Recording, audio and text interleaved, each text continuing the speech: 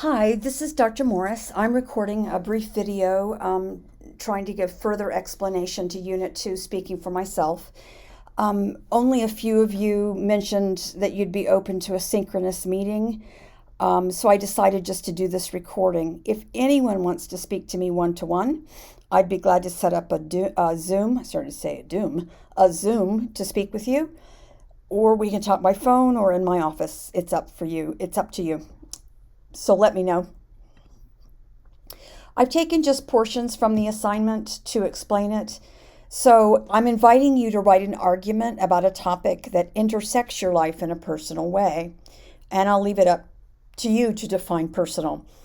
I will say that one thing you want to keep in mind is it needs to be not too personal in a way that it would make you feel uncomfortable to have other people reading about it. You'll likely write in the first person, at least for some parts of the paper. And you should definitely address why you are writing about the topic or have an interest in the topic that you're arguing about. Note, this is important. I'm not asking that you argue from the personal. In other words, I'm not asking you to use anecdotal evidence.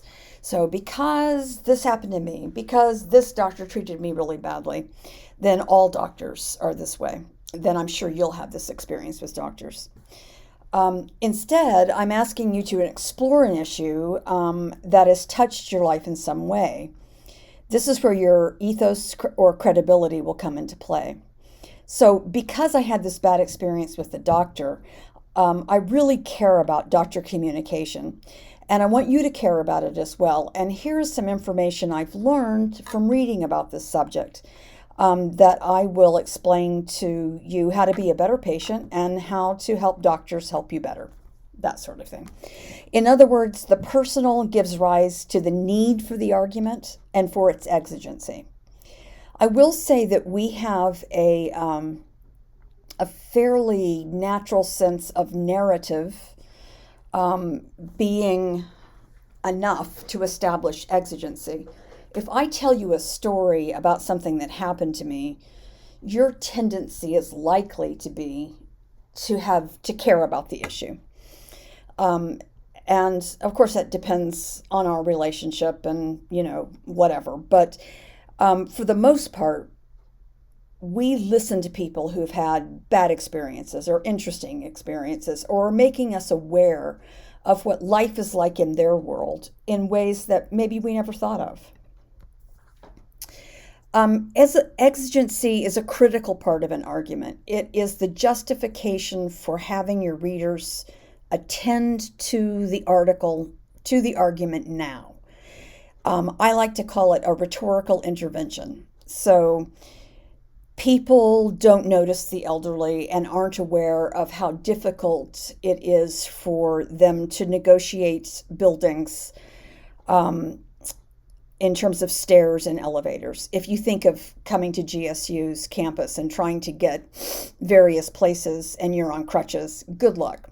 I've been on crutches at GSU and it's circuitous the way you have to go. And those ramps are such a pain in the neck because they, quadruple the amount of distance you have to pass. So if I tell you that story and then apply it to the elderly and how we want our public square to be more accessible, you're likely to take an interest in that and might be open to listening to why I think we need to dedicate certain amounts of money at the university to rectifying some of these problems. If you think about the argument that I've given to you to read, that you read last week about charter schools, I think it's a great example of the personal intersecting with an issue. One of the things I love about this article, about this particular argument, is that it happens within a group. It's one progressive talking to another progressive.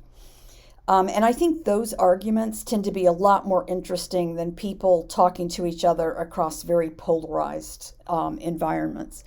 So the argument is specifically that white progressives should consider supporting charter schools.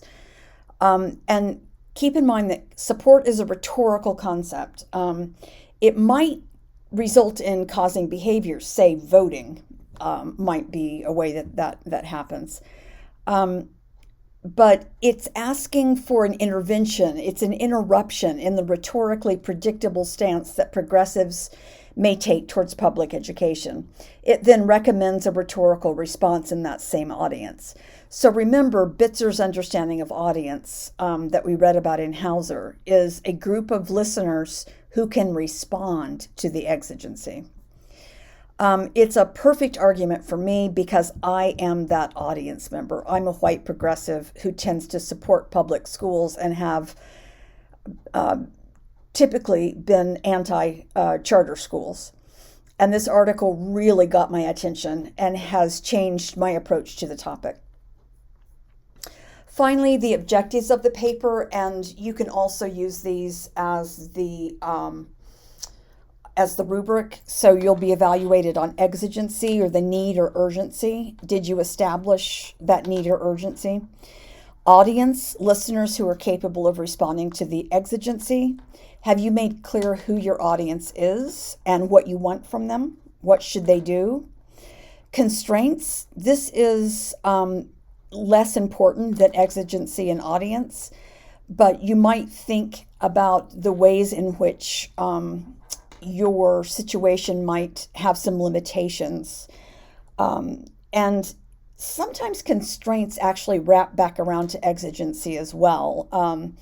So sometimes we share things on social media because we want the word to get out about something. And that's because we don't have the power ourselves of reaching 1 million people. But, if we find someone who has a lot of followers, then they might be able to reach those people. But constraints is a smaller section. But remember, it's about limitations and also potential. So if you are the President of the United States, you have the attention of the world when you hold a press conference. Okay, finally, you'll be evaluated on bringing a personal connection to the argument. This will likely be part of exigency for this, but I want to know why this is important to you. Right now, I have just posted an announcement that says that the paper will be due on Friday of next week. So that's, what will that be, like the 12th? Something like that. And then your rough drafts would be due on the Wednesday. I am open to persuasion about that due date. If you'd rather wait till after spring break, if you need the extra time, we can do that. What I would do with the extra time is to talk about research and support on your topics and give you some writing to do in that area. So if I hear from 4 or 5 of you that you'd like to extend that deadline, I can do that. And then we can do peer review as soon as you get back from spring break. I typically don't like to have papers hanging over you at spring break, but I don't want my health situation, to interfere with your success. So I will do everything I can to help you be successful. If you have any questions or need anything, please reach out to me via email and we'll find a way to get together and talk about stuff. Thank you.